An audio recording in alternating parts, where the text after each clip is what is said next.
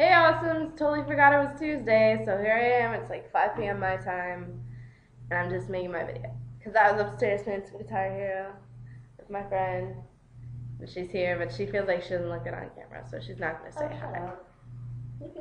Anyway, so I picked the topic this week because it really interests me, and I wanted to see what the other people had to say about it.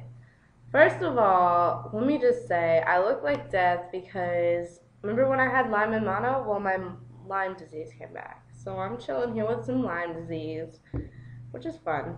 It's always fun. Okay, so I picked the topic, and it's have you experienced discrimination within the LGBT community? And do you feel like you have to be family just because, we're all gay or whatever? So for the discrimination, have I experienced it? Only once, really. One of my best guy friends, I came out to him. He was fine with me being a lesbian, but as soon as I was trans, he was like, "Well, I'm not gonna call you a boy. I'm not gonna do all that." Like, no. And I was like, "You understand what it's like to be discriminated against. It. You're not gonna like."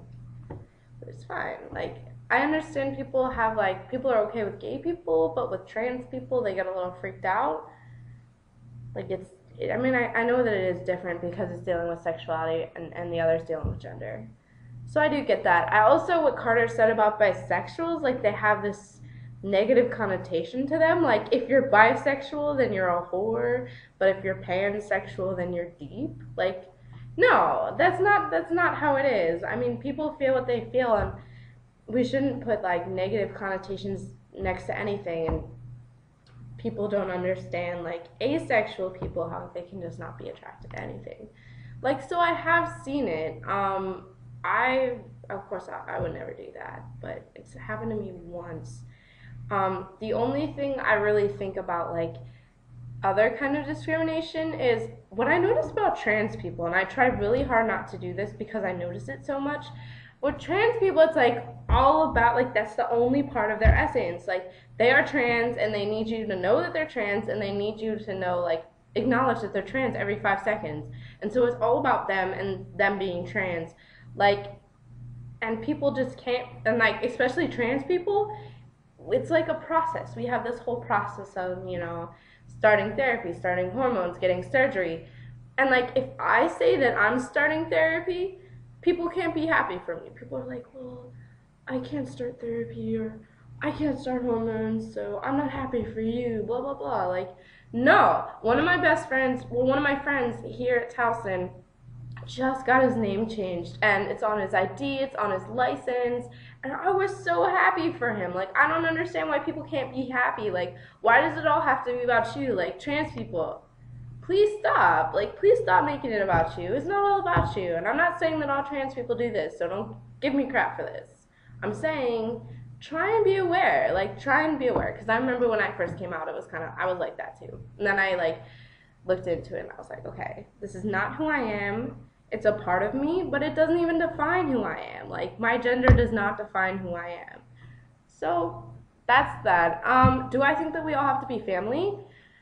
Okay, when I first came out, I was so happy, and I think it is really necessary to be family because sometimes we're all that each other have. If we get kicked out of our house, if whatever happens, we get shunned in school, shunned by our friends that we used to think were our friends until we came out. I think it is really important to be family. So I was really happy when I first came out and I had this huge family. And, like all families, there are people in families that you just can't stand. But that doesn't mean you have to be their friend. And that is an important part. We're all family, no matter what. We're family. We don't all have to be best friends with each other because we're family. It's like any family. Like, we support each other when we need each other, but we don't have to like each other. Like, we don't have to be best friends. I don't have to be best friends with any other trans guy out there. If he's a cool dude, I'll be his friend. And if he's not, I don't have to be his friend. But that's a common misconception that just because we're gay or just because we're trans, we have to, like, love each other. And I do, but we don't have to like each other. We don't have to be best friends. Like, really. So just keep that in mind. I think it's important to support each other. Absolutely, 100%. Okay, done with my rant about that. Want to say hi? Alright. Okay, she's gonna say hi. Hello. This is Mia. She's a junior here. She's lame. old. She's hanging out with a freshman. True, I'm old. She's old. Okay, so we just sang in the elevator, and then we were literally like, "Rrr!" And then the elevator doors open, and everyone was staring at us. We're like, okay. So the question this week is, do you believe in love at first sight? Do you believe in soulmates? Do you believe in both or neither? And if you guys know me at all and the way I feel about love and relationships, you're going to know the answer to these questions right off the bat. I asked this because I want to see what the other girls said. Girls and guys, sorry, Carter. And no, it just does not exist. Like, no, okay, loving someone is knowing them and loving them because you know them and accepting the things that you don't like about them. If you don't know crap about a person, how are you supposed to love them? You can't love someone you don't even know. No, you could be attracted to someone. With my girlfriend right now, I met her in the same day we had our first date.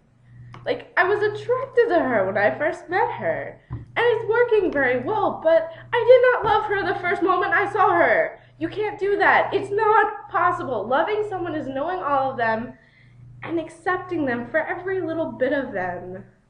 That is loving someone. Not seeing them and wanting to get in their pants. I'm sorry. Just no. No.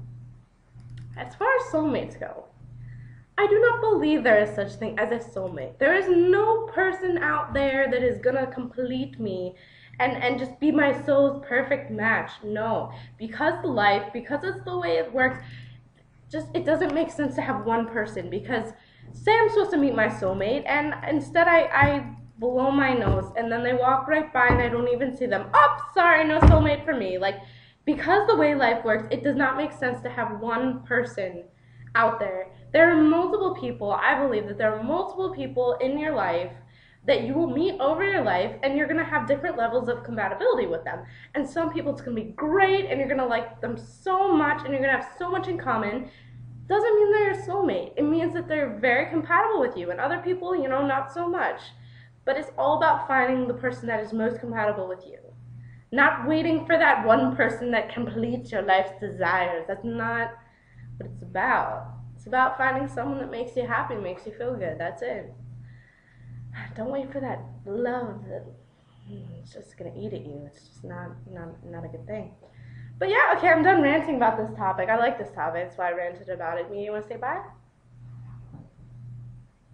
Yeah, it's me. Alright, I'll see you guys next week. Have a great week and stay awesome.